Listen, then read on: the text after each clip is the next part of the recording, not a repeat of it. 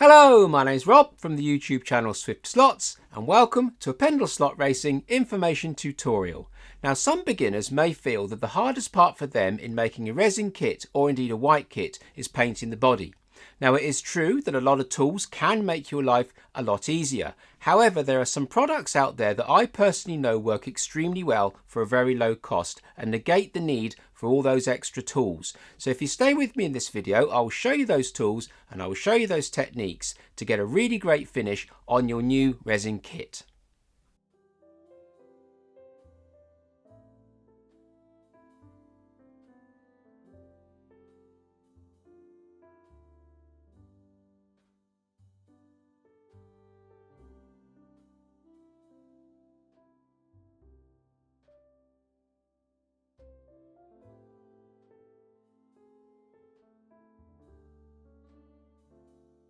So it's important to realise that most slot car resin kits are hand carved and certainly hand cast in resin, and because of this there may well be the odd blemish here and there, so you'll need to address those blemishes before we start to prepare the body for paint. This is very easily done with some 800 grit wet and dry paper, and I like to sand my bodies dry so I can just blow away the dust and see my progress.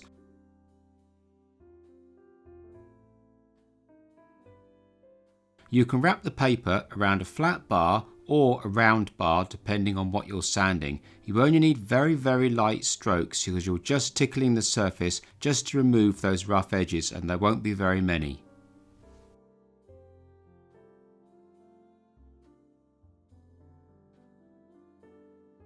For those really tight spots, you can wrap your sandpaper around a coffee stirrer or even a small drill bit to get into the really tight corners. In really extreme cases, you can just go along with a file as well, or even a scalpel, just to clean up those really hard to get edges.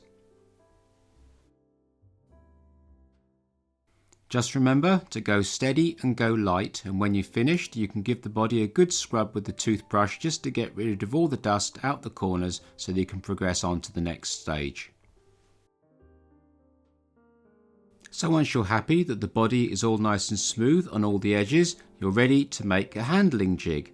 I find these little jigs very useful, as this is the last time you really want to be touching the body with your bare fingers, and having a purchase on this body separate from the body via the handle is very advantageous in the spray booth for polishing and for painting in the fine detail. Making a stand is very simple. All you need to do is take a thick piece of plastic card and cut it to the shape of the bottom of the body. Then drill holes in it to match the body mounting posts. Once the plastic card is matching the bottom of the body and all the body holes line up, screw that piece of plastic card to a thick piece of wooden dowel. Then on the bottom of the wooden dowel, screw a piece of thick plywood. Once this body mount jig is made, you will find it much easier to handle the body in all areas, including the spray booth, polishing and painting in the fine detail at the very end. Once your body mounting jig is made, you can then move on to the wet sanding. Now for this, I like to use 1500 grit wet and dry paper, used wet in a bowl of ordinary clean tap water with a splash of lanolin-free washing up liquid just to lubricate the surface as I sand. The type of 1500 grit wet and dry paper I like to use is the proper modelling grade wet and dry, because it's very flexible. The stuff that you buy from an automotive shop is very stiff and not particularly great for sanding very fine contours. It tends to fold into a bit of a sharp edge and can dig grooves in if you're not careful. So a very high quality modelling grade wet and dry paper is definitely the way to go. It's a little bit more money, but it's definitely worth it because it doesn't dig grooves into your body. So go over the whole body with the wet and dry paper, keeping it very wet, and try and hit as many surfaces as you possibly can. Remember not to rub off the detail and not to press too hard. You're only looking to smooth the surface off and to give the paint a decent key.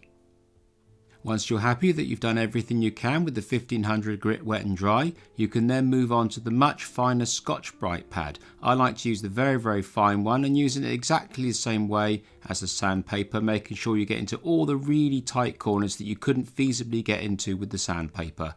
Give the whole thing a good old rub down to make sure that you've hit all the surfaces and you've taken off any shine that the resin may have.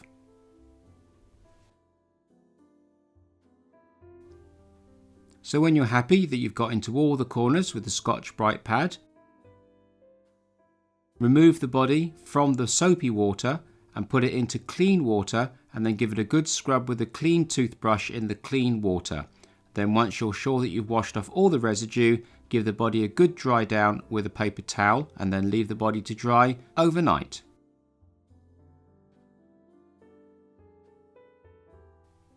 Once your body is fully dry, you can then mount the body to the body mounting fixture that you made previously.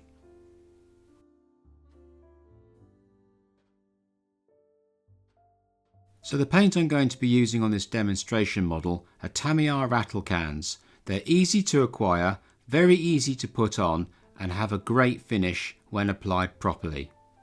So the first thing you need to do with any rattle can, and Tamiya is no exception, is give the can a really good shake for at least 2 minutes, making sure the paint is thoroughly mixed. Then put the whole can into a jar of warm water. This is a very, very important stage. The water should be hot to the hand, but in no way burning your hand. So it should be hotter than lukewarm, but not so hot as it's uncomfortable on your hand. And leave the can in that water for at least 2 minutes. Then take the can out the water and give it a good shake, and make sure that you can't feel the paint go cold in the tin. So you should be able to shake the can and the paint should stay nice and warm all the time you shake it. If the can starts to go a little bit cold, put the can back in the warm water and leave it in there for another couple of minutes and then try again. Once you're sure that the paint is fully warmed through, dry the can off and you're ready to go to the spray booth. Now I haven't shown this stage in this video, but the next stage before paint work, but after you've warmed the tin of paint, is to wipe the body over with a lint-free rag and then go over the whole body with a brand new paintbrush. A nice thick 1-inch paintbrush would be ideal to really knock off any particles that may be on the body and any dust that may still be lingering and caught in the corners. Now you must choose somewhere that's dust-free and very well ventilated for spraying aerosol cans.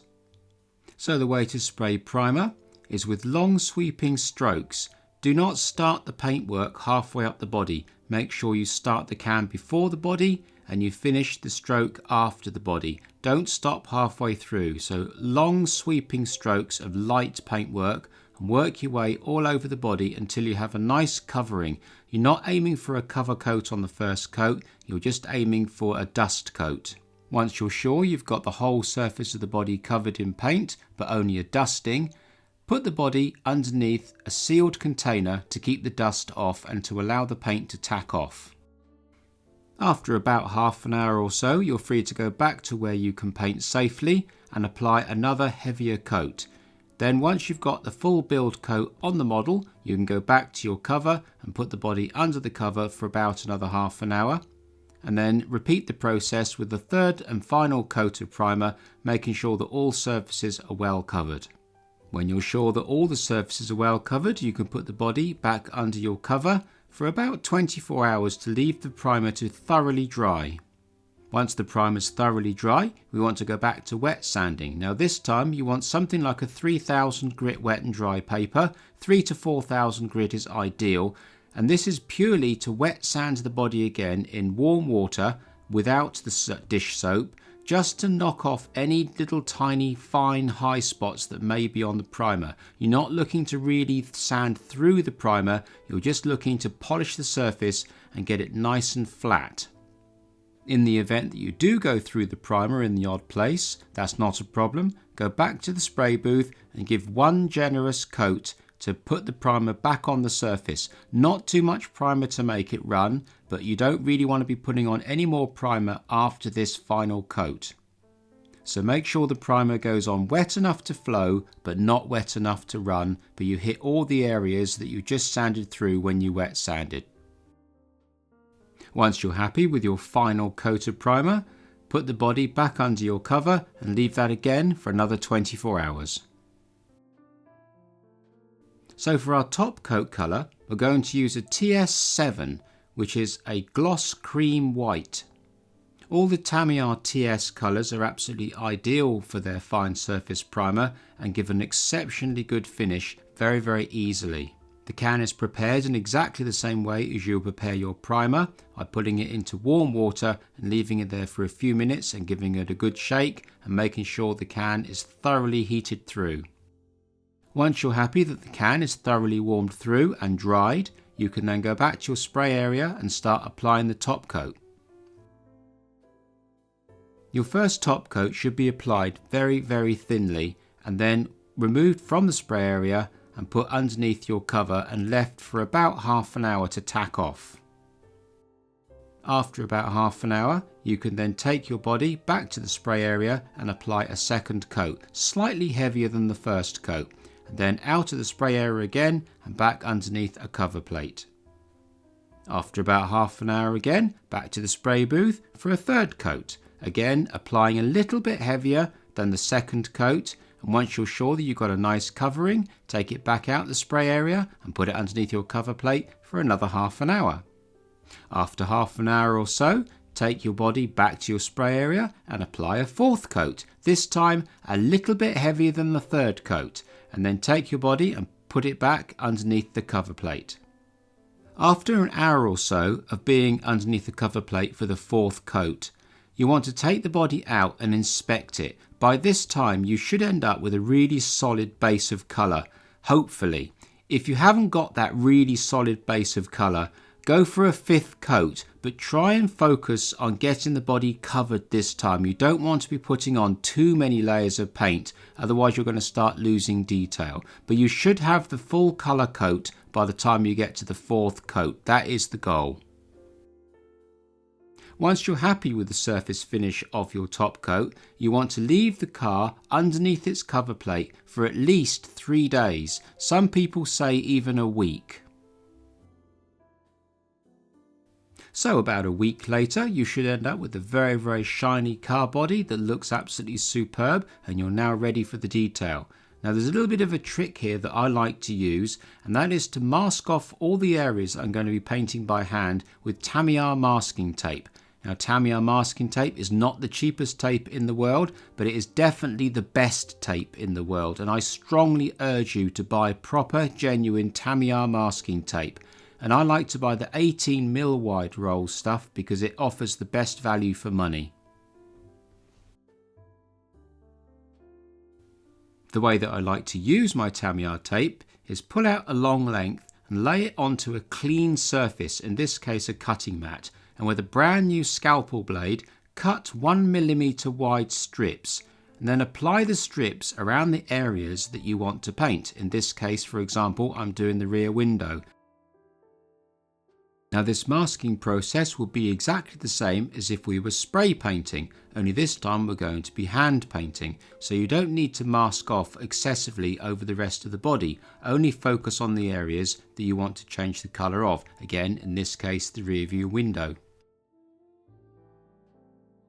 So again, the paint that I find extremely good for this sort of work is the Tamiya range of acrylic paints. In this case I've chosen X11, which is an excellent Tamiya gloss silver.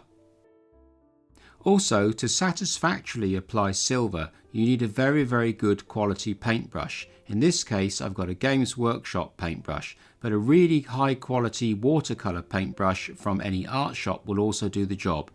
Applying silver with a poor quality brush is a very bad idea and will not give you the results that you're looking for. So the trick to applying silver paint is to use a fully loaded brush and do long and even and light strokes. Remember, the silver has a metallic pigment in it, and that pigment has to lay down evenly and also has to be allowed to flow.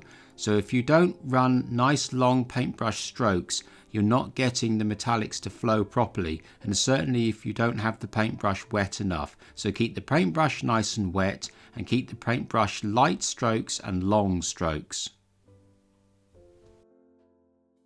Now there's a trick to removing the masking tape. Some people might say that removing the masking tape straight away is impatience. It's actually not impatience. What you're looking to do is remove the masking tape while the paint is still wet, but not too wet, because you want to get the edge of the paint to flow back down once you've taken the masking tape off. If you take the masking tape off too late, there's a risk you might tear the paint, whereas if you take the masking tape off too early, you might well end up smearing the paint as it's still very, very wet and it will flow onto the body. So you want to paint the colour on and leave it for about 2 to 3 minutes, just so that the paint starts to solidify and skin but doesn't actually dry.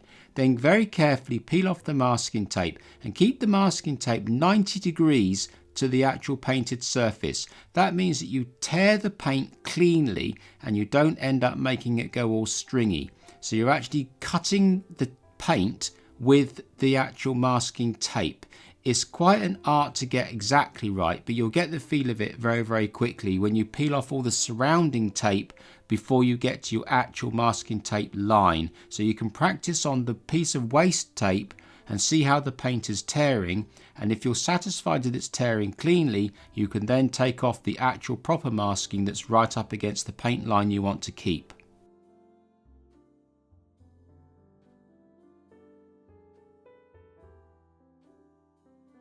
For all other small details, it's just a simple case of a steady hand and a well-loaded brush and a few nice clean strokes of the paintbrush to apply the paint really smoothly on those small details.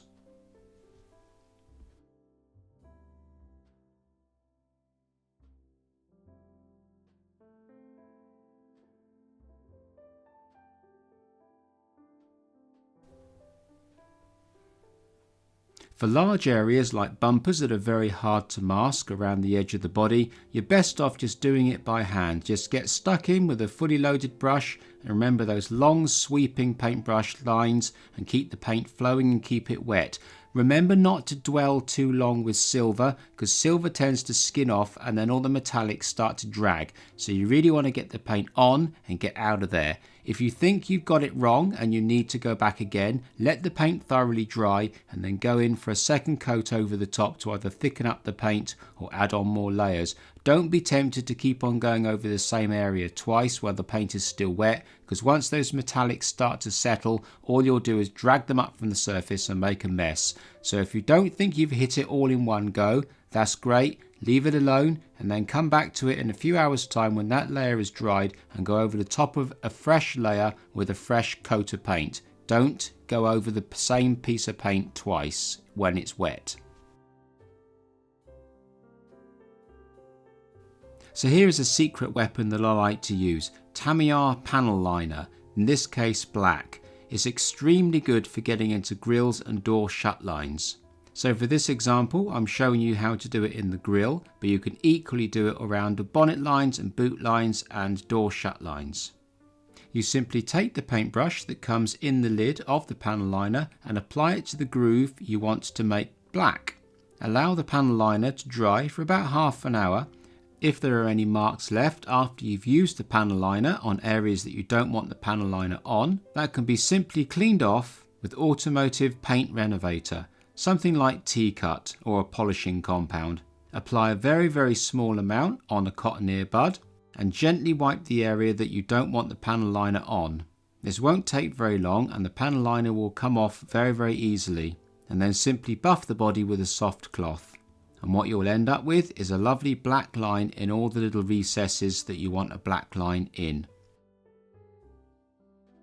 So now we can move on to painting the interior vacuum form. This is just a very simple case of scrubbing the surface with your very fine Scotch-Brite pad. And once the surface is all nice and scuffed up, you can cut out the interior Lexan with Lexan scissors. Pendle Slot Racing sell a nice pair of Lexan scissors that are great for this job. They're very sharp, with very short cutting surfaces, and they'll get around all the corners very, very easily. Much more convenient than using a pair of scissors.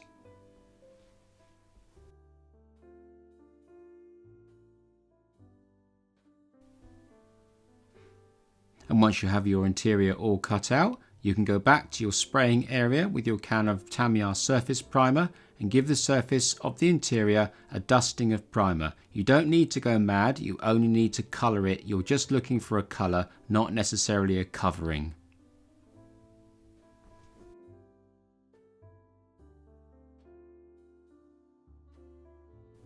Once you've painted your interior with the surface primer and left it dry for at least 24 hours, you're then ready to do the internal painting.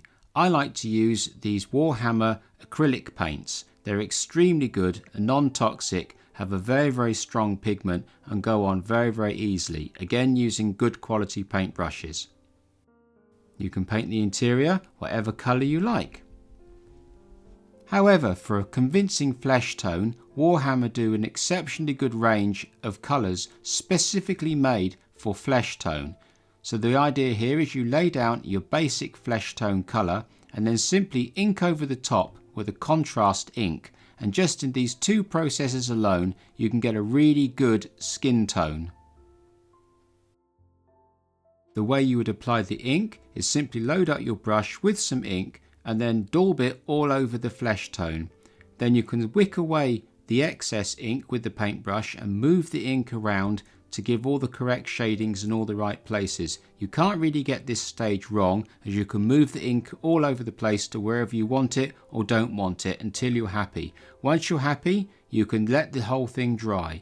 It will look a little bit darker to start with, but as it dries it'll lighten up and sink into all the little recesses and give you some great shading and give you a very convincing skin tone with minimal effort. Painting basic hair is also fairly easy. You can give your hair one colour of a base colour and then with a dry brush technique go over the top with a slightly darker colour or indeed lighter colour to your taste. Dry brushing is a very simple case of loading up your paintbrush with a different colour, light or dark, wiping most of it off on a paper towel and then just skimming over the top of the surface, just catching the highlights of what you're trying to paint, in our case probably hair. So you can keep going until you get the right tone that you want. You can apply it heavier or lighter, it depends on how much you leave on the paintbrush.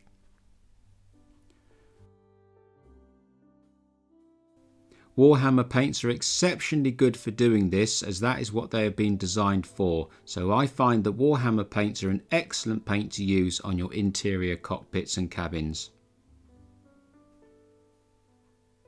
I find Warhammer paints the best paint for painting interiors, as they dry to a satin finish, they're non-toxic, very strong in pigment, have a vast range of colours and also lay down very well and dry very quickly. They're also excellent for inking and excellent for shading and dry brushing.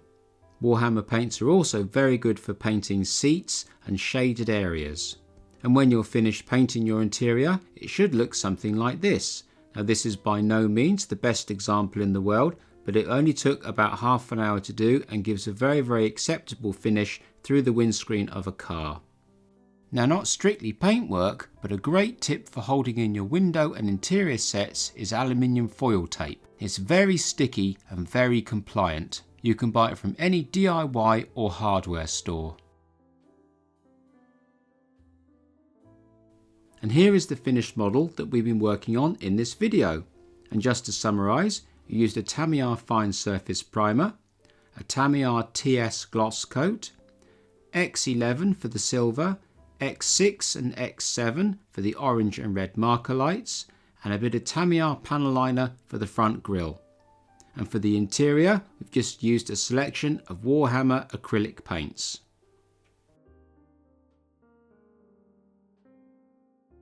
So those are some of the products and techniques that I personally know work extremely well on a budget. And I hope this video has given you all the confidence you need to go ahead and buy a resin kit. And if you have any inquiries about the resin kit that you're interested in and you want to contact Pendle Slot Racing, you will see an email contact at the top of their website. So from me, Rob from SwiftSlots and Pendle Slot Racing, thank you very much.